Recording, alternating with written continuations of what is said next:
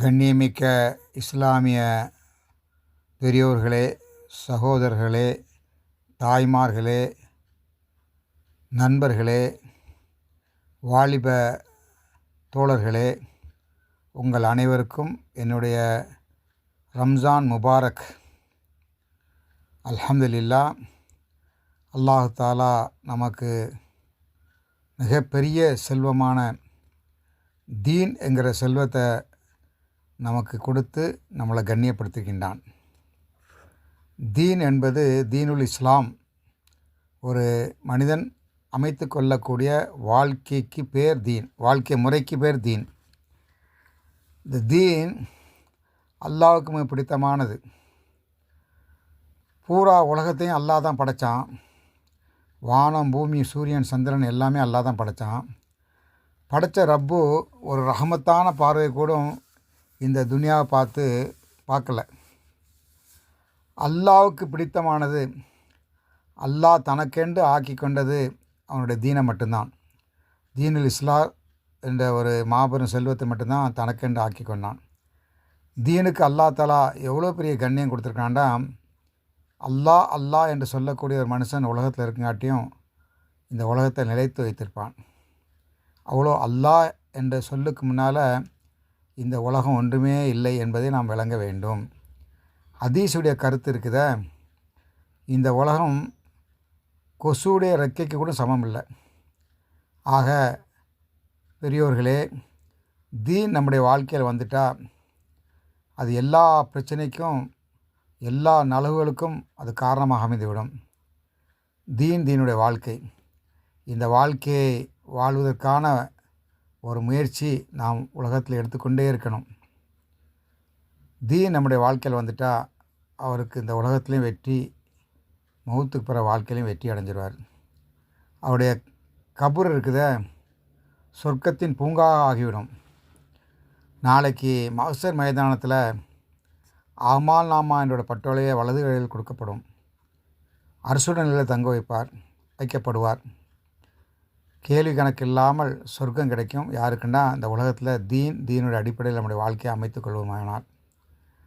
அப்போது தீனுடைய வாழ்வதற்கான ஒரு முயற்சி நீ பூரா உலகத்துலேயும் பல ரூபத்துலேயும் நடந்து கொண்டு இருக்குது. தீன் என்பது என்ன? தீன் என்பது ஒரு கட்டுப்பாடான ஒரு வாழ்க்கை, பூரா அவயங்களின் கட்டுப்பாடு. இந்த கட்டுப்பாடு எப்படி இருக்கணும்னா, அல்லாஹ்வுடைய கட்டளைக்கு உட்பட்டிருக்கணும், நபியோட முறையில் இருக்கணும். ஒவ்வொரு நிலையிலும் நம்முடைய அவயங்கள் அல்லாஹ் ரசூலுக்கு கட்டுப்படக்கூடிய முறையில் அமைஞ்சுக்கணுன்னா அதுக்கு பேர் தான் தீன். அதுக்கு உதாரணமாக தான் அல்லாஹ் தஆலா ரம்ஜான்கிற மாபெரும் மாதத்தை நமக்கு அனுப்பி, ஒரு கட்டுப்பாடான ஒரு வாழ்க்கையை உலகத்தில் வாழ்ந்துருங்க. 30 நாளைக்கு உங்களுடைய கண், உங்களுடைய வாய், உங்களுடைய காது, உங்களுடைய கல்பு, உங்களுடைய வயிறு, பசி, இச்சை, இதெல்லாம் ஒரு கட்டுப்பாடான முறையில் வாழ்க்கையை வாழ்ந்து காட்டிட்டேன்னா 30 நாள் ஒரு கட்டுப்பாடான வாழ்க்கை.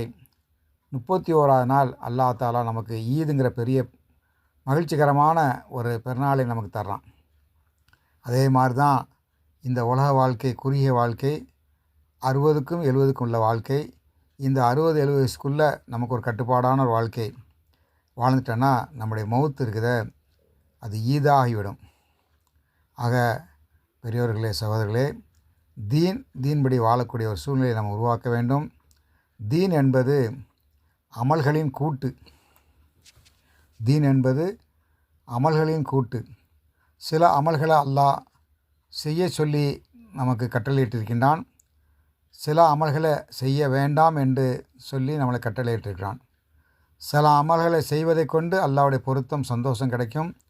சில அமல்களை செய்யாமல் இருப்பதை கொண்டு அல்லாஹ்வுடைய பொருத்தம் கிடைக்கும். இந்த விஷயத்தை நம்ம முன் வச்சு அல்லாஹ்வுடைய கட்டளைகளை, அல்லாஹ் செய்ய சொன்னதை செய்வது ரொம்ப லேசு.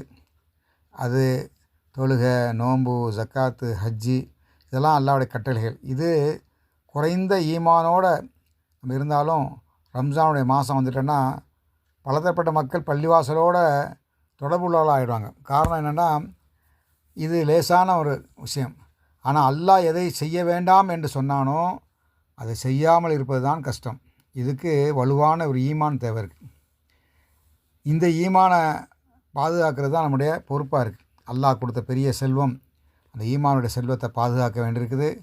ஈமானுடைய செல்வத்தை வலுப்படுத்த வேண்டியிருக்குது. ஈமானுடைய செல்வத்தை மக்கள் மத்தியில் கொண்டு போய் சேர்க்கக்கூடிய பொறுப்பு நமக்கு இருக்குது. ஆக பெரியோர்களே, சகோதரர்களே, வாலிப நண்பர்களே, ஒரு கட்டுப்பாடான ஒரு வாழ்க்கை இந்த உலகத்தில் வாழ்ந்துட்டோன்னா, கட்டுப்பாடற்ற வாழ்க்கை, சொர்க்கத்துடைய வாழ்க்கை இருக்குதே, அது நமக்கு கிடைக்கக்கூடியதாக இருக்குது. அங்கே நம்முடைய இஷ்டம்தான். நம்ம எதை நினைக்கிறோமோ அதன்படி வாழலாம். இந்த உலகம் இருக்குதே, ஆசையை பூர்த்தி செய்ய முடியாது. எவ்வளோ ஆசை கொடுத்தாலும் பூர்த்தி செய்ய முடியாத ஒரு உலகமாக இருக்குது. ஒன்லி தேவைகளை மட்டும்தான் பூர்த்தி செய்ய முடியும். தேவைகளை இங்கே பூர்த்தி செய்வோம், ஆசைகளை சொர்க்கத்தில் பூர்த்தி செய்வோம். இதற்கான முறையில் நம்முடைய வாழ்க்கையை அமைத்து கொள்ளணும். இதுக்காக தான் அல்லாஹ் தாலா ஒவ்வொரு காலகட்டத்திலையும் சில அமல்களை கொடுத்துருக்கான். ரம்ஜான் நோன்புடைய காலத்தில் நமக்கு ஒரு கட்டுப்பாடான வாழ்க்கையை கொடுக்கறதுக்கு முயற்சி பண்ணியிருக்கான். ஆக நம்ம அல்லாஹ் தாலா அந்த ஈமான்கிற செல்வத்தை பாதுகாக்க வேண்டியது ரொம்ப ரொம்ப அவசியமாக இருக்குது. இதற்கு அடுத்து நான் வீடியோவில் இன்னும் சில விஷயங்களை சொல்ல நான் விரும்புகிறேன். இன்ஷா அல்லாஹ் இதை நீங்கள் நல்ல முறையில் கேட்டுக்கொள்ளுங்கள். ஏதாவது உங்களுக்கு டவுட் இருந்தால் நீங்கள் கமெண்ட் பாக்ஸில் போடுங்க இன்ஷா அல்லாஹ்.